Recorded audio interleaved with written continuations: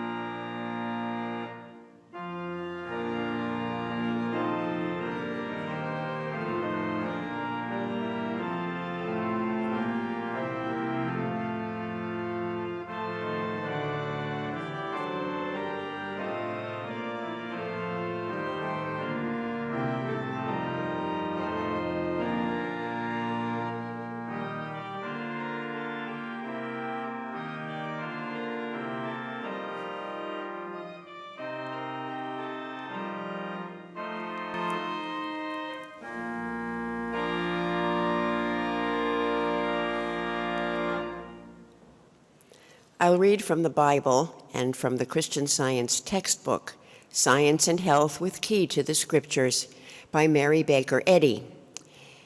The subject of this evening's readings is unfoldment. The Bible, Ruth. Now it came to pass in the days when the judges ruled that there was a famine in the land. And a certain man of Bethlehem, Judah, went to sojourn in the country of Moab, he and his wife and his 2 sons. And the name of the man was Elimelech, and the name of his wife Naomi, and the name of his 2 sons Mahlon and Chilion, Ephrathites of Bethlehem, Judah. And they came into the country of Moab and continued there. And Elimelech, Naomi's husband, died, and she was left and her 2 sons. And they took them wives of the women of Moab. The name of the one was Orpah, and the name of the other Ruth. And they dwelled there about 10 years. And Mahlon and Chilion died also, both of them. And the woman was left of her 2 sons and her husband.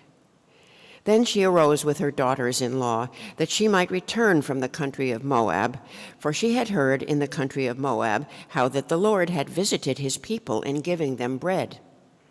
Wherefore she went forth out of the place where she was, and her 2 daughters-in-law with her, and they came on the way to return unto the land of Judah. And Naomi said unto her 2 daughters-in-law, Go, return each to her mother's house. The Lord deal kindly with you as ye have dealt with the dead and with me. The Lord grant you that ye might find rest, each of you in the house of her husband. Then she kissed them, and they lifted up their voice and wept. And they said unto her, Surely we will return with thee unto thy people. And Naomi said, Turn again, my daughters. Why will ye go with me?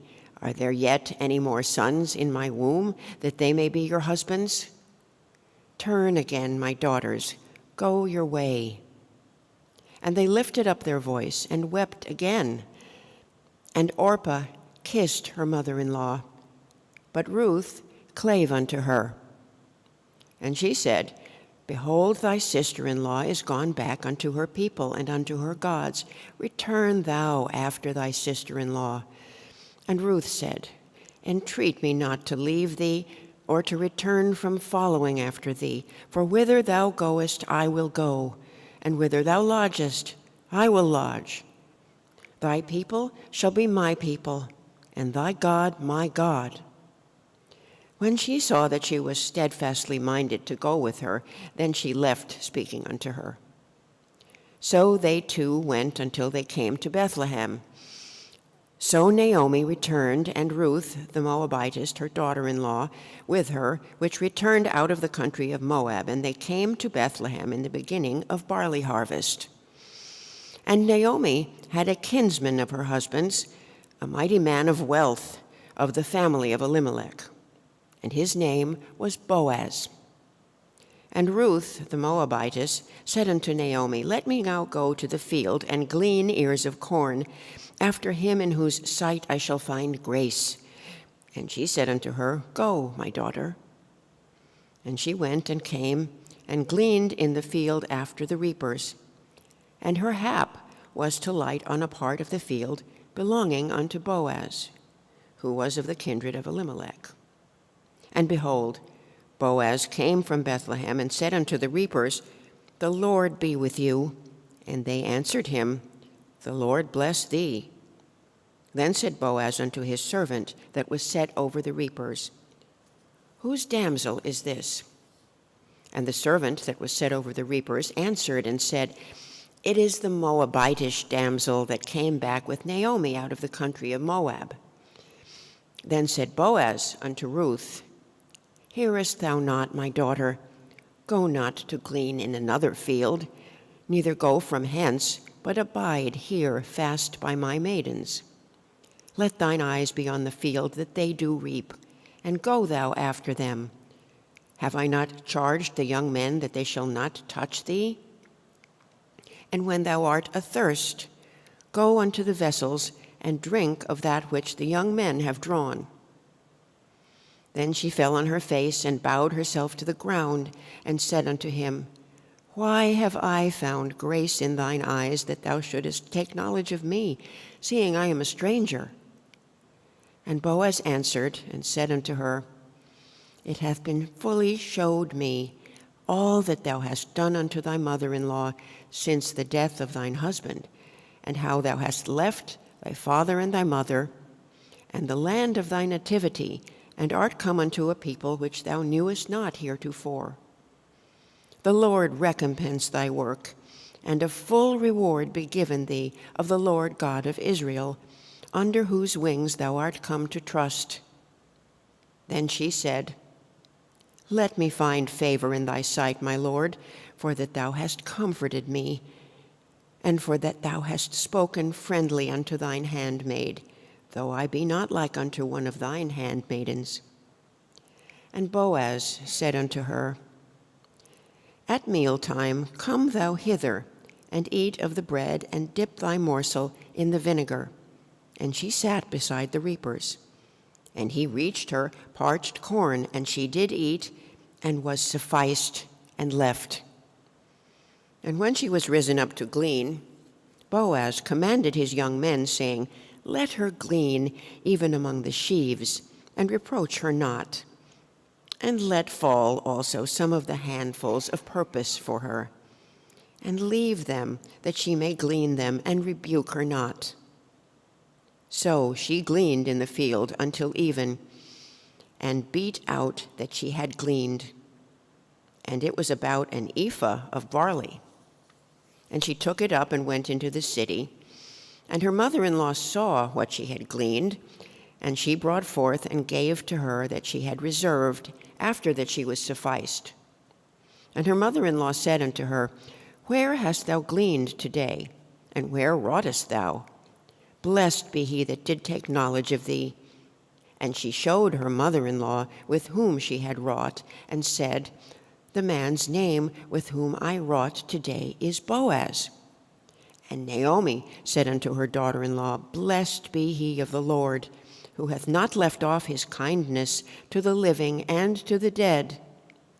And Naomi said unto her, "The man is near of kin unto us, one of our next kinsmen." And Ruth the Moabitess said, "He said unto me also, Thou shalt keep fast by my young men until they have ended all my harvest." And Naomi said unto Ruth her daughter-in-law, "It is good, my daughter, that thou go out with his maidens, that they meet thee not in any other field." So she kept fast by the maidens of Boaz to glean unto the end of barley harvest and of wheat harvest, and dwelt with her mother-in-law. Then Naomi her mother-in-law said unto her, "My daughter, shall I not seek rest for thee, that it may be well with thee? And now is not Boaz of our kindred, with whose maidens thou wast? Behold, he winnoweth barley tonight in the threshing floor. Wash thyself, therefore, and anoint thee, and put thy raiment upon thee, and get thee down to the floor. But make not thyself known unto the man until he shall have done eating and drinking. And it shall be, when he lieth down, that thou shalt mark the place where he shall lie, and thou shalt go in and uncover his feet, and lay thee down, and he will tell thee what thou shalt do." And she said unto her, "All that thou sayest unto me, I will do." And she went down unto the floor, and did according to all that her mother-in-law bade her. And when Boaz had eaten and drunk, and his heart was merry, he went to lie down at the end of the heap of corn. And she came softly and uncovered his feet, and laid her down. And it came to pass at midnight that the man was afraid, and turned himself, and behold, a woman lay at his feet. And he said, "Who art thou?" And she answered, "I am Ruth, thine handmaid. Spread therefore my skirt over thine handmaid, for thou art a near kinsman." And he said, "Blessed be thou of the Lord, my daughter, for thou hast showed more kindness in the latter than at the beginning. Inasmuch as thou followedst not young men, whether poor or rich. And now, my daughter, fear not. I will do to thee all that thou requirest. For all the city of my people doth know that thou art a virtuous woman.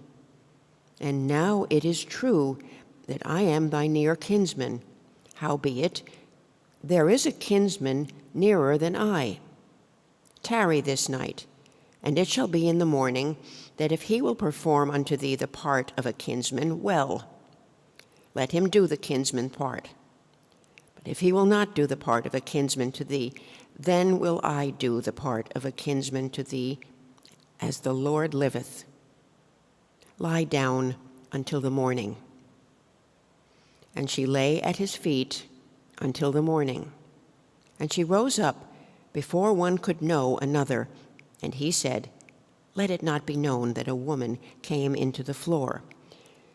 And when she came to her mother-in-law, she told her all that the man had done to her. And she said, "These 6 measures of barley gave he me, for he said to me, Go not empty unto thy mother-in-law." Then said she, "Sit still, my daughter, until thou know how the matter will fall. For the man will not be in rest until he have finished the thing this day." And Boaz said unto the elders and unto all the people, "Ye are witnesses this day that I have bought all that was Elimelech's, and all that was Kilion's and Mahlon's of the hand of Naomi. Moreover, Ruth, the Moabitess, the wife of Mahlon, have I purchased to be my wife, to raise up the name of the dead upon his inheritance, that the name of the dead be not cut off from among his brethren and from the gate of his place. Ye are witnesses this day. And all the people that were in the gate and the elders said, We are witnesses. So Boaz took Ruth, and she was his wife. And when he went in unto her, the Lord gave her conception, and she bare a son. And the women said unto Naomi, Blessed be the Lord, which hath not left thee this day without a kinsman, that his name may be famous in Israel. And he shall be unto thee a restorer of thy life, and a nourisher of thine old age. For thy daughter-in-law, which loveth thee, which is better to thee than 7 sons, hath borne him. And Naomi took the child, and laid it in her bosom, and became nurse unto it. And the women her neighbors gave it a name, saying, There is a son born to Naomi, and they called his name Obed. He is the father of Jesse, the father of David. Isaiah. And there shall come forth a rod out of the stem of Jesse, and a branch shall grow out of his roots. And the Spirit of the Lord shall rest upon him, the Spirit of wisdom and understanding, the Spirit of counsel and might, the Spirit of knowledge and of the fear of the Lord, and shall make him of quick understanding in the fear of the Lord. And he shall not judge after the sight of his eyes, neither reprove after the hearing of his ears. But with righteousness shall he judge the poor, and reprove with equity for the meek of the earth. And he shall smite the earth with the rod of his mouth, and with the breath of his lips shall he slay the wicked. And righteousness shall be the girdle of his loins, and faithfulness the girdle of his reins. The wolf also shall dwell with the lamb, and the leopard shall lie down with the kid, and the calf, and the young lion, and the fatling together. And a little child shall lead them. Matthew. Jesus went forth and saw a great multitude, and was moved with compassion toward them, and he healed their sick. Now I'll read correlative passages from Science and Health with Key to the Scriptures by Mary Baker Eddy. Spirit, God, gathers unformed thoughts into their proper channels and unfolds these thoughts, even as he opens the petals of a holy purpose in order that the purpose may appear. Trials teach mortals not to lean on a material staff, a broken reed which pierces the heart. We do not half remember this in the sunshine of joy and prosperity. Sorrow is salutary. Through great tribulation, we enter the kingdom. Trials are proofs of God's care. Spiritual development germinates not from seed sown in the soil of material hopes, but when these decay, love propagates anew the higher joys of spirit, which have no taint of earth. Each successive stage of experience unfolds new views of divine goodness and love. The wintry blasts of earth may uproot the flowers of affection and scatter them to the winds, but this severance of fleshly ties serves to unite thought more closely to God.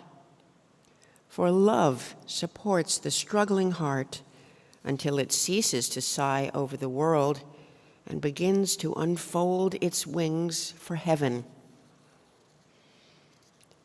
To happify existence by constant intercourse with those adapted to elevate it should be the motive of society. Unity of spirit gives new pinions to joy, or else joy's drooping wings trail in the dust. Ill-arranged notes produce discord. Tones of the human mind may be different, but they should be concordant in order to blend properly. Unselfish ambition, noble life motives, and purity. These constituents of thought, mingling, constitute individually and collectively true happiness, strength, and permanence. Spiritually, to understand that there is but one Creator, God, unfolds all creation, confirms the Scriptures, brings the sweet assurance of no parting, no pain, and of man deathless and perfect and eternal. Material sense does not unfold the facts of existence, but spiritual sense lifts human consciousness into eternal truth. Humanity advances slowly out of sinning sense into spiritual understanding. Unwillingness to learn all things rightly binds Christendom with chains. Love will finally mark the hour of harmony, and spiritualization will follow, for love is spirit. Before error is wholly destroyed, there will be interruptions of the general material routine.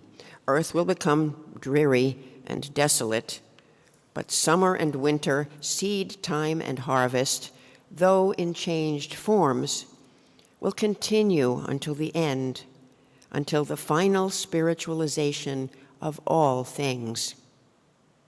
The darkest hour precedes the dawn.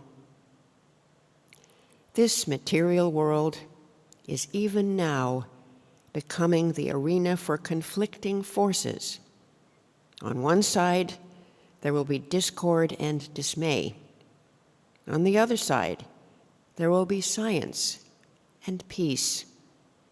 The breaking up of material beliefs may seem to be famine and pestilence, want and woe, sin, sickness, and death, which assume new phases until their nothingness appears.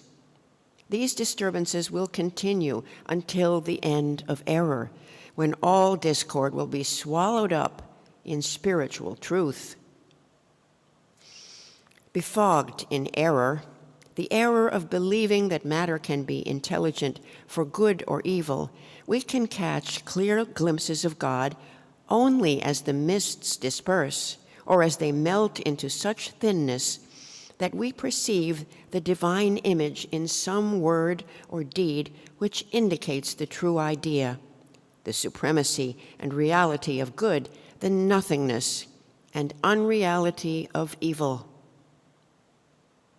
When we realize that there is one mind, the divine law of loving our neighbor as ourselves is unfolded, whereas a belief in many ruling minds hinders man's normal drift towards the one mind, one God, and leads human thought into opposite channels where selfishness reigns.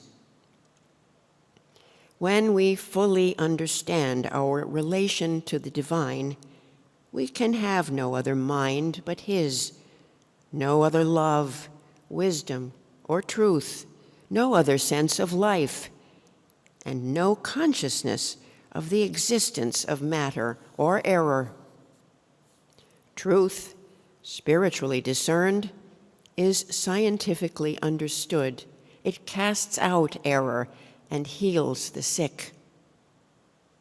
Having one God, one mind, unfolds the power that heals the sick and fulfills these sayings of Scripture.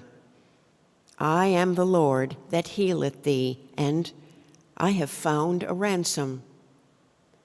When the divine precepts are understood, they unfold the foundation of fellowship, in which one mind is not at war with another, but all have one Spirit, God, one intelligent source, in accordance with the scriptural command, let this mind be in you, which was also in Christ Jesus.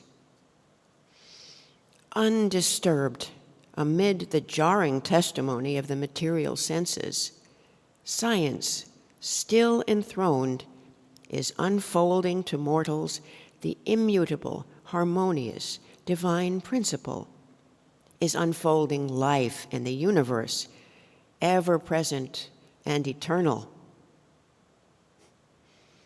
No impossible thing do I ask when urging the claims of Christian Science, but because this teaching is in advance of the age, we should not deny our need of its spiritual unfoldment. Mankind will improve through science and Christianity. The necessity for uplifting the race is father to the fact that mind can do it. For mind can impart purity instead of impurity, strength instead of weakness, and health instead of disease. Truth is an alterative in the entire system and can make it every whit whole. We acknowledge Jesus' atonement as the evidence of divine efficacious love, unfolding man's unity with God through Christ Jesus, the way shower. And we acknowledge that man is saved through Christ, through truth, life, and love, as demonstrated by the Galilean prophet in healing the sick and overcoming sin and death. Day, the irradiance of life. Light, the spiritual idea of truth and love. And the evening and the morning were the first day. Genesis 1:5.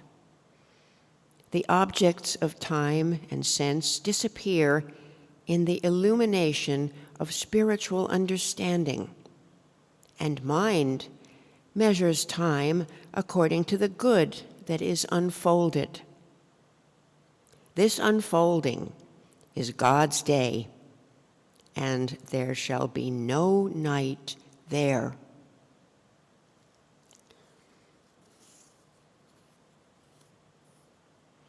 Let's pray together silently for a few moments, and then pray aloud together the Lord's Prayer.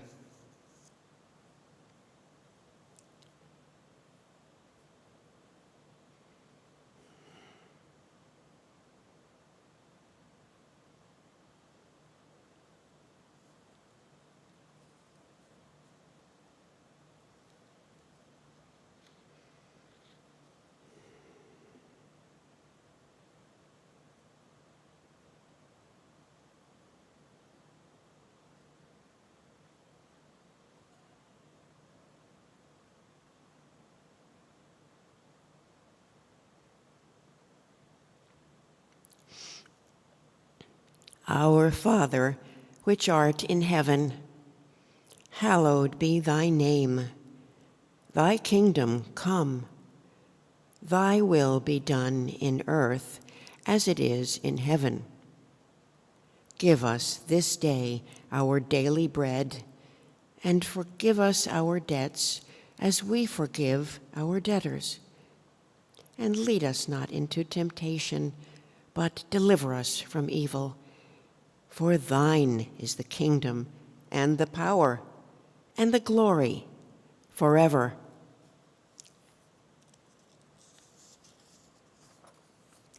Let's sing hymn number 149.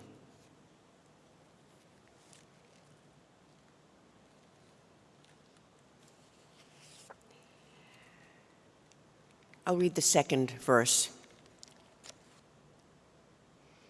And as on wings of faith we soar and worship, held by God's love above the shadows dim, hushed in the grandeur of a heart's awakening, unfolds a joy unknown till found in Him.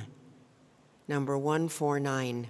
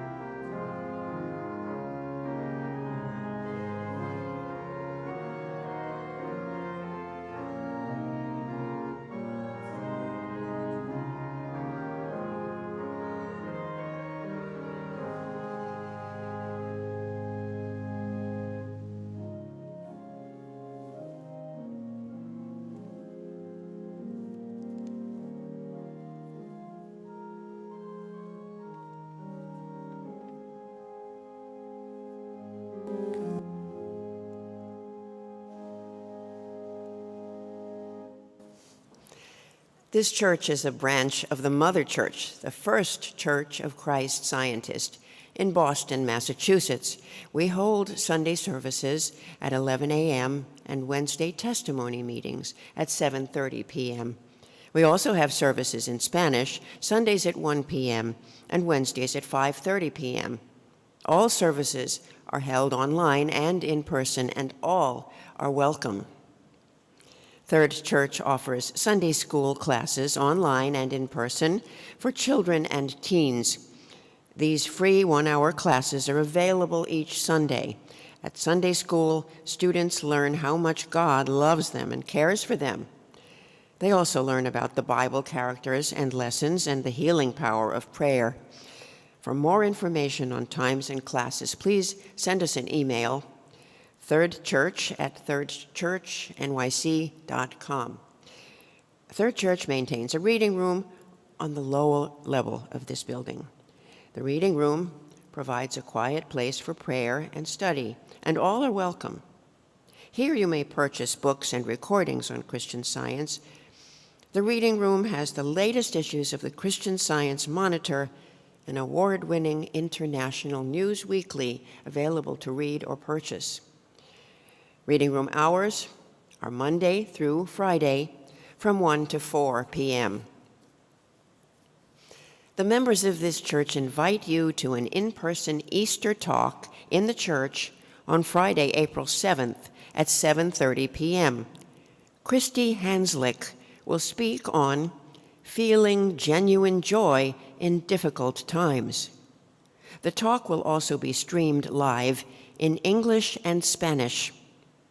Seasonal music begins at 7:15 p.m., featuring vocalists Matthew Hammond and Davia Flaherty. Childcare is free and includes a puppet show. Please visit our website, thirdchurchnyc.com, for further details. We look forward to welcoming you on Friday, April 7th. Christian Science is practical, and it heals. Our meeting is now open for all to share experiences of healing and spiritual insights that prove God's ever-presence and power in their lives. If you're listening by telephone and would like to speak, press *6 and wait until your line is unmuted. Please speak directly into the microphone of your telephone. Your message will be easier to hear if you do not use the speaker function. If you're watching via Zoom, you can choose the raise your hand icon or unmute yourself and speak.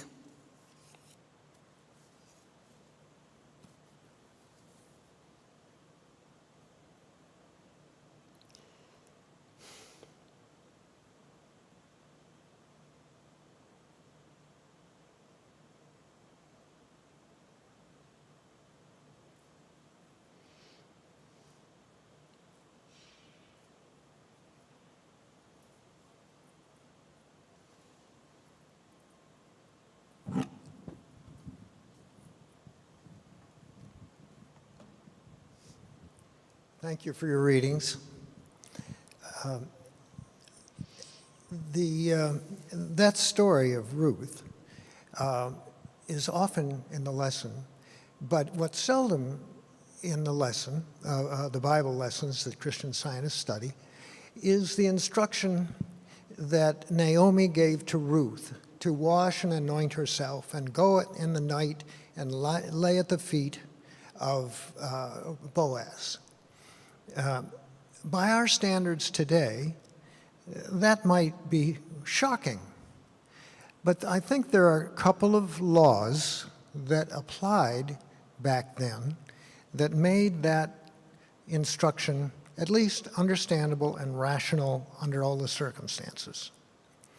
The first law would be that a woman back then could not inherit from the land of her husband, that had to pass to the male kinsman of the deceased husband. And if that, unless the woman had a son, if the woman had a son, then the son would inherit. if there was no son, the widow more or less had to rely on the kindness of her kinsmen, her nearest relatives, to take care of her, because she didn't own land, and you know what, and often couldn't get a job, and so she was in a predicament. Remember that Moses once set aside the law for two women, the daughters of a man that died without sons, and they begged Moses to let them inherit their father's land. Why should they not have a piece of the promised land? Because their father died without sons. And Moses gave them an exception, and they did inherit, but that was an exception. So when Naomi's husband and her sons died, then whatever property rights Abimelech had was lost. Elimelech. Whatever property rights he had were lost.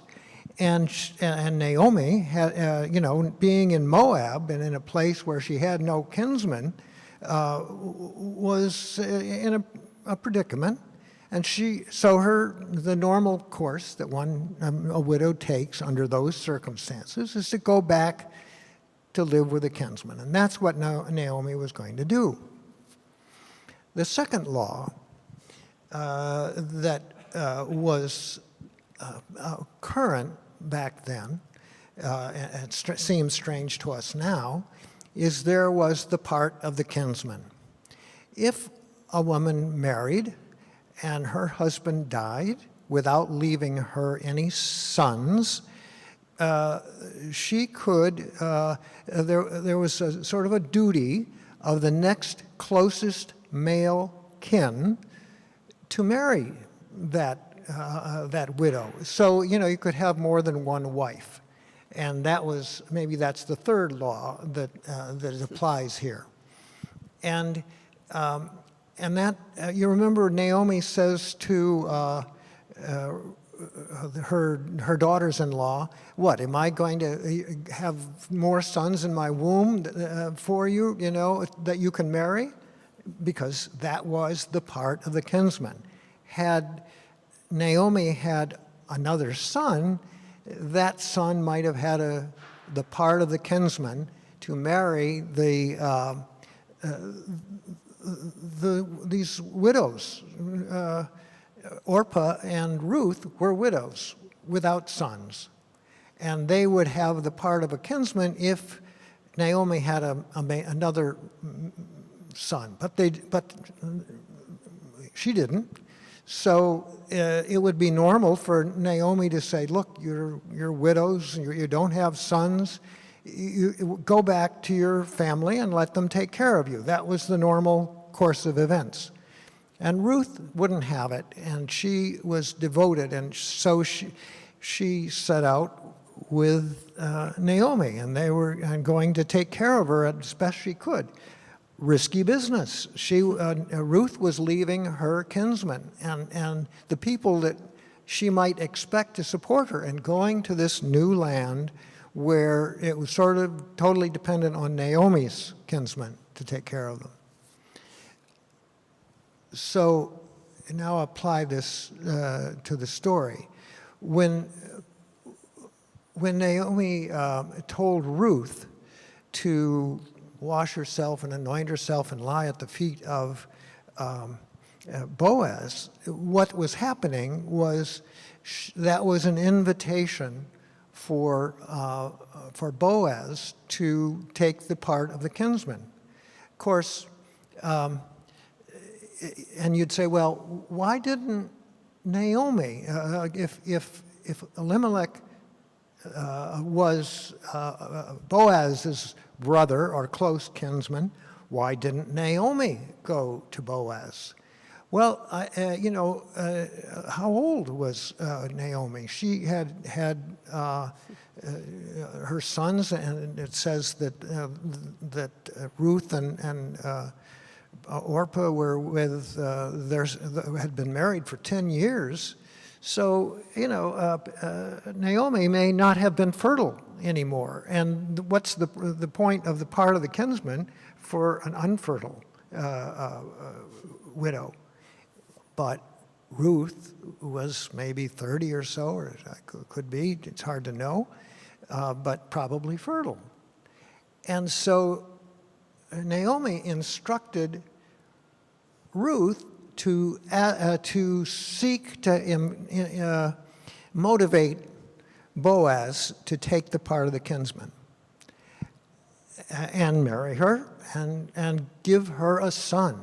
Because if he would do that, then that son would take the property rights of Elimelech. And that son could, and because Naomi and Ruth would be taking care of the son, they'd have the property effectively as guardians, the right to the property, and they'd be in a much better position to survive and prosper. So, and look, Boaz, when he saw Ruth at his feet, understood the context of what this was. She was asking him to exercise the part of the kinsman and marry her. And he was a very virtuous guy. I mean, it was still risky business for her to go in and lie down at the feet of Boaz. She had no guarantee that he would not exploit the situation and refuse to marry her. And this could really ruin her reputation and make things much worse for her than they were before. But he was a virtuous guy, and he respected Ruth, and he knew she was a virtuous person. He was very impressed with the selfless way she left her own family that might have taken care of her and devoted herself to Ruth. And by following Naomi's instruction, she was being selfless and obedient. She understood the context. She knew the risks. She knew the law. And she knew that this was the best chance Naomi had to get Elimelech's land. And she was willing to put herself in a position. And that's why, and Boaz, knowing the rules, said, listen, I understand the situation, but I'm not the closest kin. I don't have the first right. And before I can take the part of the kinsman, I've got to be sure that somebody more closely related to Elimelech doesn't want this. And so, Naomi says, when she hears how Boaz reacted, say, sit still. He's going to resolve this issue today. And Boaz went to the closest kinsman and said, I would like to take the part of the kinsman, and I'll pay you for it, the right. And the other guy says, fine. So in all this, it wasn't as shocking as it seems today by our standards, and it was still gutsy on Ruth's part. She was putting herself out there at risk, but she was claiming a law, trying to unfold a law in a way that would advance Naomi, to whom she was totally devoted. And one can't hear this story. And of course, the other part of the story is that Obed, is it the son of Ruth? Obed is the father of Jesse, who's the father of David, and which is wonderful, good. And of course, Joseph, who married Mary, was of the house of David. And that was why he had to travel to Bethlehem to pay the tax that imposed by the Romans. And so this was sort of the coming of Jesus and the Christ, the whole unfoldment, all the good that took place in that story of Ruth and the conception of Obed you've got to see the presence of God, the unfoldment, the good qualities that Ruth had, the courage, the selfless love, and also the love of God.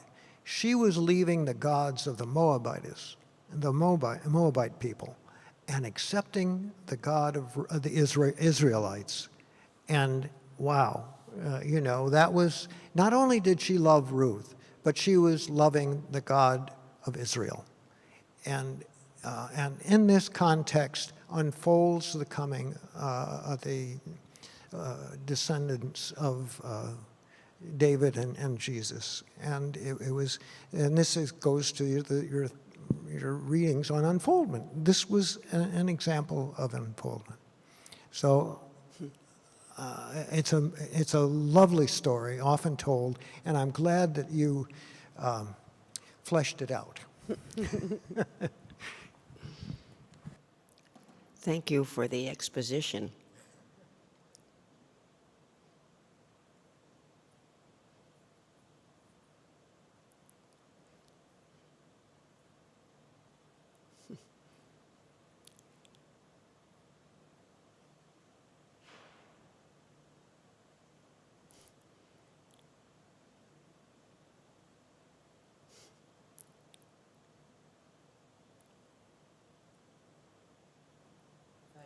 Thank you very much for the readings. And since we're on this subject, I thought I might put my 2 cents in.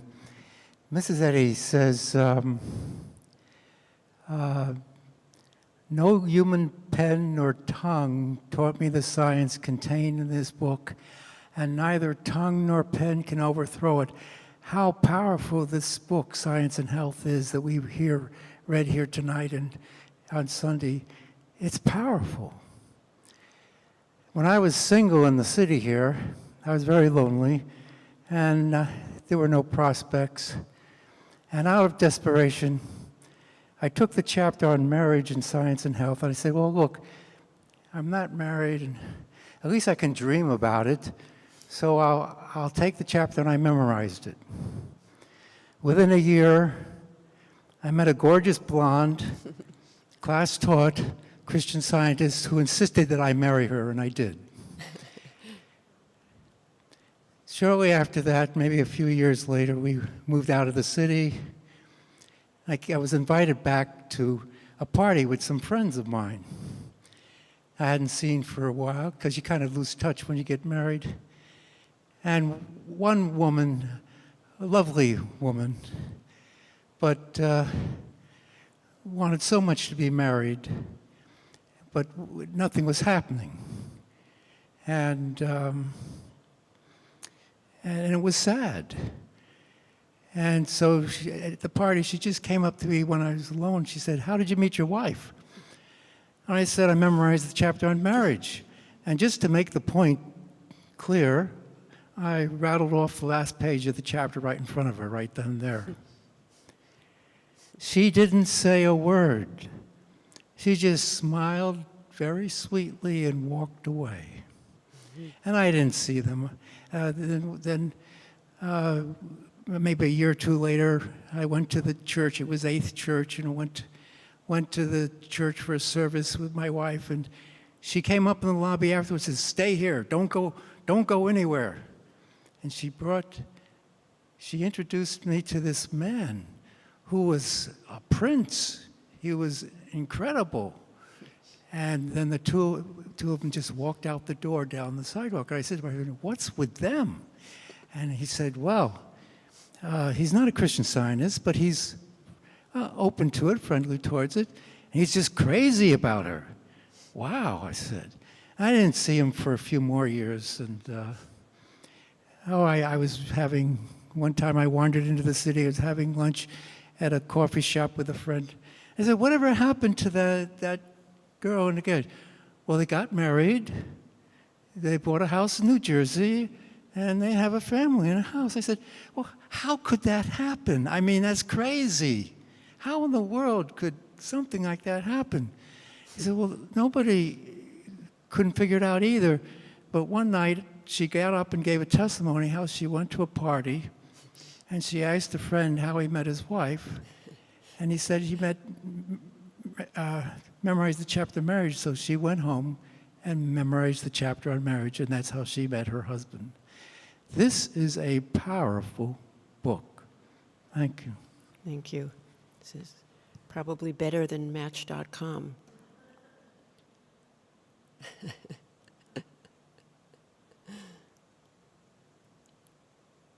Thank you.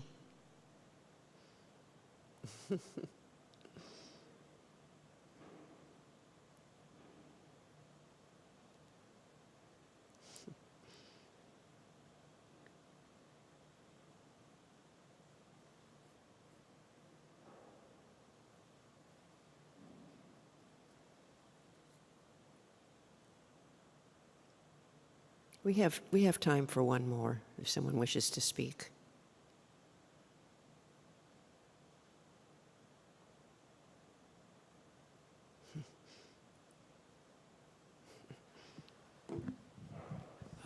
Thanks for the readings. The part of the story that talked about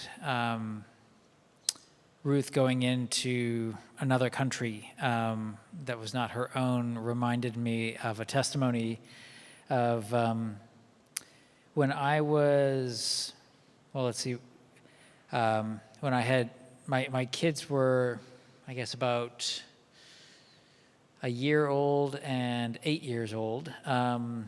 We had the opportunity to travel to France for their first time, and we were pretty excited about it. We'd planned for it for a long time, and we had some friends who are French who live in Paris, and we're been invited to stay with them. And so on the and in their house, it was had these sort of cement walls that did not absorb sound whatsoever. And my daughter was waking quite a bit during the night. Normally, back in the States, she slept just fine through the night. But ever since we arrived there, she would wake up 3 or 4 times during the night. And the wife of the family, it took her usually an hour to go back to sleep. And so every time my daughter woke up, it woke up the wife of the family. And after about 2 nights, and she had to work all day the next day. And so at a certain point just before the 3rd night, she said, you know, we've been looking forward to having you guys stay with us for a week, but I think if things don't adjust, then you're going to have to find somewhere else to stay. And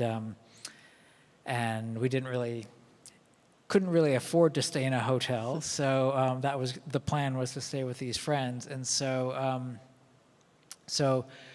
that night, my daughter woke up at one point, and I sort of, rushed her down into the kitchen, as far away from everyone else as possible, and sort of comforted her. And she, and the thing that I started praying about was I started realizing how, and our flight on the way over there had been delayed and all kinds of different things like that.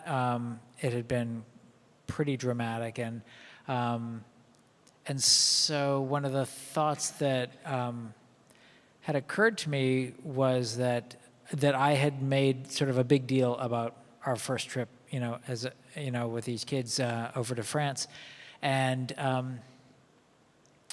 I started thinking about how we're all in God's kingdom and how there are no geographic borders in God's kingdom. And as you know, if you look at planet Earth from space, you don't see these little lines between, France and Germany and things like that, that God actually knows no borders. And the metaphor that came to mind was that, if I'm standing in this room and I walk over to the other corner of the room, I don't start saying, hey, look at me, I'm over in this corner. Wow, isn't this such a big deal? Wow, this is so exciting. We just go to the other side of the room and it's no big deal. And I realized that, when I got a clearer grasp of the kingdom of heaven and God's kingdom, I realized that there's really no need to make such a fuss about going from one side of his kingdom to another side of his kingdom. And, and with that, my daughter fell right to sleep in my arms, and I was able to put her down, and she slept the rest of the night and the rest of the trip, and it was never an issue after that. And we ended up enjoying our stay, and but to this day, it's always been a helpful reminder to just realize that that it's all of the kingdom of God's creating, and I don't need to make a big deal about going anywhere in it. So, thanks. Thank you.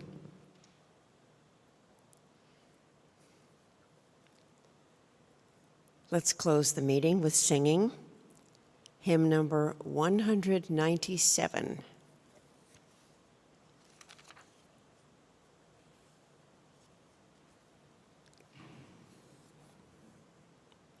Now sweeping down the years untold, the day of truth is breaking, and sweet and fair the leaves unfold of love's immortal waking.